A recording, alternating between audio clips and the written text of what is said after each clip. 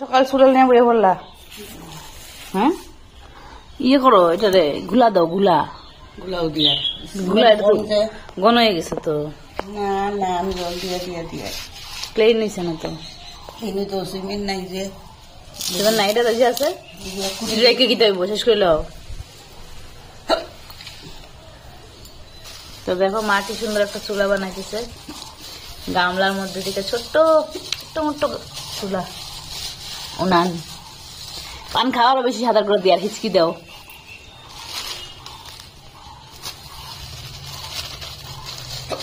উচ্চ তুমি কোন যাও উচ্চ উচ্চ গুড মর্নিং বাবু গুড মর্নিং সোনা উচ্চ তুমি উচ্চ উচ্চ তুমি আচ্ছা না টাকা ইস ইস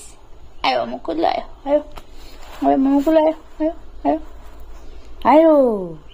বলে সবাইকে গুড মর্নিং তো বন্ধুরা গরমে তো বাঁচার কোনো ক্ষমতাই নাই কি বলবো আর কি করব দেখো তবুও তো সংসারের কাজ করতেই লাগবে তাই না তো দেখো এখন মানে একটু বাজারে যাইতে লাগবে কারণ হচ্ছে আমার বাড়িতে আমার ননদের বড় আসবে ওরা একটু যাবে মানে বিহারে পাটনাতে পরীক্ষা দিতে তো সেই জন্য আমি একটু বাজারে আসলাম দেখি একটু মাছ টাছ নিয়ে যাব আর ফল ফলান্তি ঠাকুরের জন্য নিয়ে যাব এত প্রচণ্ড রৌদ্র তার মধ্যে ছাতা নিয়ে আসছি আর দেখো মানে ঘাইমা শেষ আমি আমার মুখটা দেখার জন্য মানে ক্যামেরাটা অন করলাম তারপরে দেখলাম যেমন মুখটা একদম ঘাইমা পুরো লাল হয়ে গেছে লাল ফটফটা হয়ে গেছে তারপরে একজন বৌদি ছিল দেখা হয়েছিল বৌদির সাথে দাঁড়িয়ে রইলাম একটু সময় তারপর দেখো বাজার থেকে চলেও আসছি আর কী নিয়ে আসছে আর আমি তো কাঁচা আমের মানে টকের পুরো পাগল তো কাঁচা আম পাকা আম বাবুর জন্য পাকা আম আমাদের জন্য কাঁচা আম তারপর যা যা সবজি বিট তারপর মূলা টুলাগুলো নিয়ে আসছি বাজার থেকে আইসা পুরা শরীর শেষ এখন আবারও যাবো আমি একটু ঘুমালিতে আরসি আনতে গাড়ির আরসি চলে আসছে কালকে বোন আসছিল তো ওইটা আনতে যাবো আইসা জল দিয়ে মুখ ধুয়ে নিলাম দেখো মুখটা পুরো ইসে হয়ে গেছে আর এক বোতল ঠান্ডা ফ্রিজের জল খাইছি বাবা তবু তো আজকে সেরকম গরম না বাতাস হাওয়া চলতেছে সেরকম গরম হলে তো একদম শেষ হয়েছে আর আমার দেখো পুরো একদম কম্বিনেশন হয়ে গেছে শাড়ির সাথে কানের সাথে লিপস্টিক একদম পুরো ম্যাচ ভাববে লোকে যে আমি ম্যাচিং করে পড়েছি কিন্তু মোটেই না আমি যা সামনে পাইছি তাই পরে গেছি এখন দেখতেছি আমি অ্যাকচুয়ালি এখন লক্ষ্য করতেছি মোবাইলের মধ্যে যে আমার সব ম্যাচিং হয়ে গেছে তো আজকে আমার ননদ আসবে বাড়িতে মানে আমাদের বাড়িতে ও যাবে একটু পাটনায় পরীক্ষা দিতে তো আর ওর বোর আসবে তার জন্য একটু বাজারে গিয়েছিলাম মাছ আনতে তো মাছই শুধু এনেছি আর কিছু আনি না এত গরম ওকে ফোন করে জিজ্ঞেস করলাম কী খাবা না খাবা অত কিছুই বলে না যা রান্না করবো তাই খাবো তো ওর জন্য শুধু ডাল রান্না করে রেখে দেবো আর এখন তো রান্না বাড়া হবে আজকে অনেকটা লেট হবে যাই হোক এখন মানে শর্টকাট করে খাবো এক তরকারি করে খাবো কিন্তু সন্ধ্যার সময় ওরা তো আসবে রাত্রে 9টা সাড়ে 9টার দিকে তো রাত্রে গরম গরম রান্না করে গরম গরম খাওয়াবো ননদকে আর ননদের বরকে তো আমার আরসি নেওয়া হয়ে গেছে এখন বাজে 1টা বাড়ি যায় স্নান করবো পুজো দেবো তারপর হবে রান্না মা রান্না বসাবে তো সবার জীবনে একটা করে শখ থাকে আর আমার জীবনের শখ হচ্ছে আমার বাড়িতে একটা গাছ হইব নারিকেল তারপর একটা লিচু গাছ একটা আমের গাছ একটা কাঁঠালের গাছ আসলে না আমার বাড়িতে এগুলো গাছ লাগানোর কোনো জায়গাই নেই কি খাইবা আম ভর্তা খাবো কি মাখাবা আমার মধ্যে লবণ মরিচ আর এগুলা কি চিনি আর এই যে কি লেবু পাতা দিয়ে মাখাবো আপনারা খেয়ে দেখবেন ঠিক আছে বানাও আমরা খেয়ে দেখবো তারপরে কমেন্ট করব তো বন্ধুরা আমরা শিলিগুড়িতে আইসি 2 বছর হয়েছে ঠিক আছে তো বন্ধুরা অ্যাকচুয়ালি আমরা আছি সিলেটি আমার বাবা সিলেটি আমার মা সিলেটি কিন্তু আমরা শিলিগুড়িতে আইসি মানে আমাদের সিলেটি ভাষাটা কইলে মানুষে হাসে বুঝছো বুঝতেও পারে না আর কিছু হাসে সেই জন্য মানে শুদ্ধ ভাষাটা বলার চেষ্টা করতেছি তো কিছু কিছু পারি পুরাটা পারি না সেই জন্য তোমাদের সাথে আমি মানে যতটুকু পারি ভালোভাবে শুদ্ধ ভাষাটা শুদ্ধ বাংলাটা বলতে চাই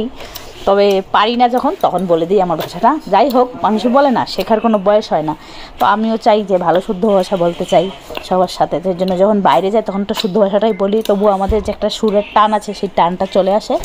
তারপরে দেখো এখন আম মাখা হয়ে গেছে আর আমি টক খেতে খুব খুব খুব খুব ভালোবাসি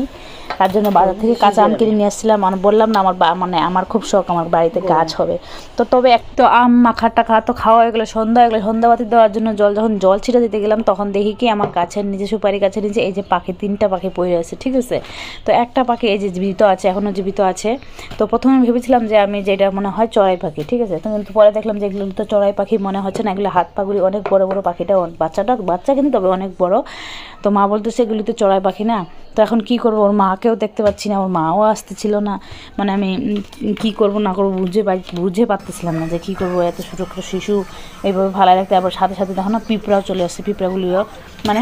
পাখিটাকে ধরতেছিল। তারপর ভাবলাম যে একটু দুধ খাইয়ে দিই। তারপর যখন পাতলা করে একটু দুধ বানালাম, যখন আমি কাছে আসি তখন হা হা করে, তো খাচ্ছে, ও দুধটা কিন্তু খাচ্ছে। তো দুধটা খাওয়াইয়ে দিয়ে ওকে মানে দেখলাম যে মানে সুস্থ বলতে কি বলবো, ভগবান বলো না আখে হরি মারে কে। তো ও হঠাৎ উপর থেকে পড়ছে, আমার মনে হয় কাউয়ার বাচ্চা নাকি জানি না, মানে সুপারি গাছ থেকে পড়ে গেছিলো আমাদের মানে বাড়িতে। তো মা বলছে তুই কী করে দুধ খাওয়াবি, আমি বললাম যে দেখি পারি, চেষ্টা করি। ভগবান যখন আমার সামনে পাখিটাকে শিশুটাকে ফালাইছে তখন আমি তো এইভাবে ফালাই রাখতে পারি না। তারপরে এই যে একটু দুধ খাইয়ে দিলাম এইভাবে করে। তারপরে মানে খাওয়াইটা বস্তার মধ্যে এইভাবে গরমে রাখতে লাগে না, ছোটো শিশু গরমের মধ্যে রাখতে লাগে, বস্তার মধ্যে এইভাবে গাছের ইসে পাইরা ওইটার মধ্যে পাখিটাকে আমি শুয়ে এখন চুপ করে শুয়ে আসছে। পরে রাত্রে আবার ঘুমানোর আগে আবার দুধ একটু খাইয়ে দিয়েছিলাম। তারপর সকালবেলা উঠে দেখি পাখিটা জীবিত আছে। আমি ভাবলাম যে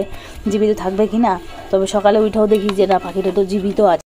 তো বন্ধুরা দেখো, কালকে তোমাদের যে পাখিটা দেখাইছিলাম সন্ধ্যার সময়, এটা চড়াই পাখি না, এটা আরও অন্য পাখি, কি পাখি জানি না, কাউয়াই নাকি জানি না। এই যে দেখো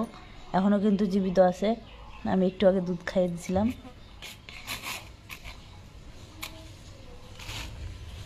দেখো তো এটা কি পাখি হইতে পারে, তোমরা বলো, কাউয়া না কি জানি না। মাটা যে এখনও আসে না, আমার মনে হয় আমাদের সুপারি গাছে ছিল, সুপারি গাছ কালকে বাতাস টাতাস আসছিল, সেটা তখন পড়ে গেছে। হা করো হা করো হা করো হা করো হা করো হা করো হা করো, হ্যাঁ হা করো, খাও খাও খাও খাও। দেখো এখন কি সুন্দর করে খাবে, এই দেখো কি সুন্দর করে খাচ্ছে। এই যে একটু শিশি, জানি না এটা বাঁচবে কি না, মনে হয় না বাঁচবে করে। আমি যতটুকু পারি চেষ্টা করে যাই, ওর মা যদি আসে নিয়ে যায়, মা না থাকলে কি করে বাঁচবে, খুব মায়া লাগে। দেখো জায়গাটা পরিষ্কার করতে হবে, সারা রাত্রি ছিল না এখানে, পুরা একদম নোংরা করে রাখছে।